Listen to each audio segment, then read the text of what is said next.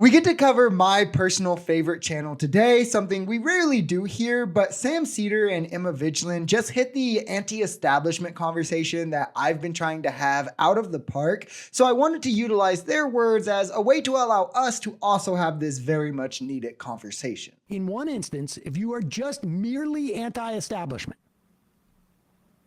really what it is, it's daddy issues. I mean, that's what it breaks down to.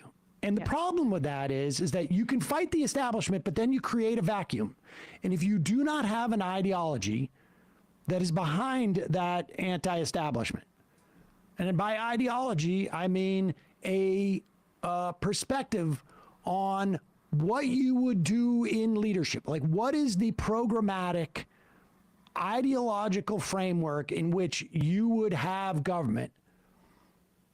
Then what happens is if you fight the establishment and you win, there is a vacuum. And undoubtedly, some of the other anti-establishmentarians, they have a program. They have a plan. This is spot on, and we'll get more into what the establishment is as the video goes on, but the most important thing to remember is it's a class of people, and MAGA doesn't know what that is. They essentially, as Sam says, have daddy issues, and that their problem is they just want to rage against what they view the authority being, and for them it's the government, right? That's, at least in part for the right, is what it's going to boil down to, but the establishment isn't really the government inherently. It's actually not really the government at all. I mean, it can be those who are running the government, right? It can be people in the government, but the functions of the government are something I think we can all agree need to exist unless you're a libertarian and then you exist in fantasy land. So why would we care? But, you know, roads need built, a military needs funded, healthcare, social security needs distributed, borders need enforced, whatever it may be for you, whatever the government function may be for you, to some extent, we all agree they need to exist, right? Particularly, we all want them to function as efficiently as possible. So the next logical question for MAGA that they never get to because, you know, critical thinking, not their strong suit, is if we beat the establishment and their perspective, their worldview, which is just the government, right? The administrative state, who replaces it then to take over those duties? And it's pretty obvious here, especially when you wouldn't have a plan in place to quell this. It's going to be those with the most money, right? Corporations would rule essentially, and you would be begging them for any community necessities you may need, where they would have no incentive to give it as they're only driven by profit, whereas the government is driven by need of the people, which again, when you realize that it's that exact brand of people, that exact class of people, corporations, the wealthy, the people who would be stepping in, that's when you realize how self-defeating this worldview is in the first place. Yeah, the establishment isn't working for people in the sense that our administrative state is going to be guided by the Republicans. We have slashed taxes on the wealthy and income inequality is through the roof because of neoliberal and right-wing policies. But if you're anti-establishment, what comes next? Ask people that. What is the next sentence? Okay, we overthrow the establishment, we achieve our goals. What do you put in its place? Because then you become the establishment. Once you overthrow the establishment, you are the establishment. Look, then what is the future that you're building? Because for the left, it should be focused on decommodifying the essentials of life, housing, food, healthcare, etc., making sure that we aren't slaughtering people abroad in genocides in Palestine and all that kind of stuff. Making sure, bringing our resources home to our communities. That's our vision. So what is the anti-establishment vision beyond people just saying they're anti-establishment? Because that's just a branding exercise. I love Emma's analysis on things like this because she always takes that logical next step past just surface level thinking, right? The reason to be anti-establishment is at the core of being anti-establishment. And it's in the failure of the establishment to make your life better, all while enriching themselves, clearly prioritizing themselves to you when they're supposed to be prioritizing you to themselves.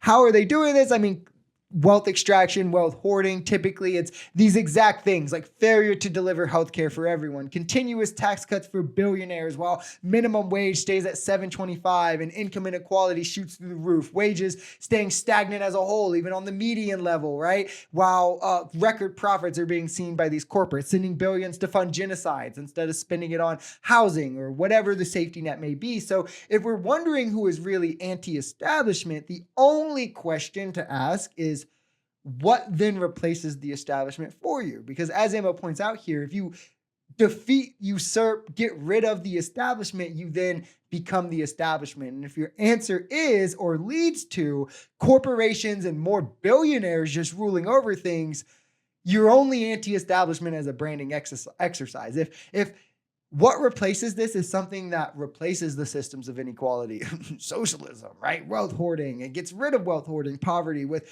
again, a system that ensures a baseline or the most quality of life for everyone, not just those who are deemed worthy or successful, right? Because if you're born into millions, you don't have to be either for your quality of life. So why should the impoverished, right?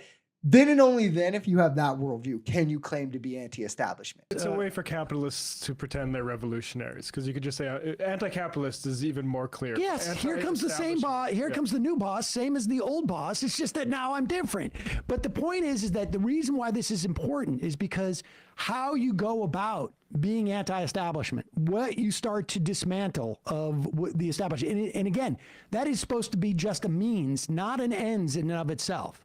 But how you approach that is a function of your ideology. For instance, like the Dartmouth basketball team stopped their unionization drive today, or maybe a day or two ago. And why are they doing this? Because they don't want to go in front of a Trump National Labor Relations Board and establish a precedent. You cannot establish a precedent as a National Labor Relations Board unless there's a case in front of you. So what I've been getting to without saying it here is you can't be an ardent capitalist and anti-establishment. I mean, these two things literally are antithetical to each other. The nature of the two are intertwined in terms of the establishment and capitalism. The establishment exists to prop up the interest of capitalism, of private capital. The right is trying to co-opt anti-establishment to mean like union heads or like liberal professors at like Ivy League colleges, because for them, the root of the establishment is cultural, because on the economic elite level, which is what the establishment actually stands to defend, they defend economic elites. They like them. That's why they like those like Elon Musk. But, you know, union heads will be part of the establishment, despite unions solely being responsible for all the crutches against capitalism that workers in the middle class have, like 40-hour work weeks being the maximum, ending child labor, workplace safety requirements, none of which would or did exist before unions, where again, like, sure, you could say something about some union bosses who are profiting massively, and that's not something that should happen. But if this level of profit is enabling systems that are pushing back against the establishment, that alone doesn't make them the establishment. Meanwhile, these same people will make the excuse for Elon Musk, who uses his wealth to defend the establishment, to support things like H-1B visa that undercuts American wages, like anti-worker regulations, anti-consumer protections like the CFPB. Clearly, he's the embodiment of what the establishment is. And the reasons for this are becoming more and more clear than ever, where these people are now saying, how bad can it be if billionaires are running the government, but at the same time are supposedly anti-establishment? Bill Fletcher said that the right-wing populism is the herpes of capitalism. He was saying that in the same way that herpes outbreaks happen under stress. Capitalism under stress produces populism. Left-wing populism correctly targets economic elites. Right-wing populism targets elites other than economic ones. Or if it does target economic elites, it focuses on their alien nature and targets them as cultural elites. That's a great Thus, point. the logical endpoint of right-wing populism is anti-Semitism. Yep. I mean, you can see this playing out.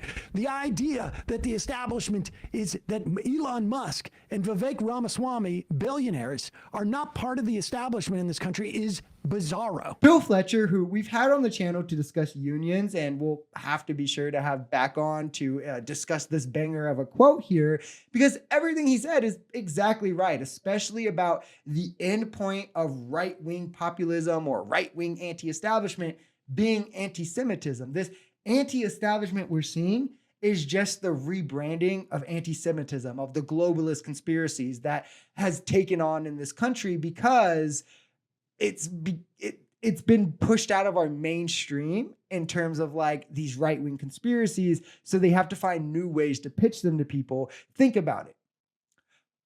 For these people on the right, why do you think George Soros and Mark Zuckerberg are seen as such villains? Why are they the establishment?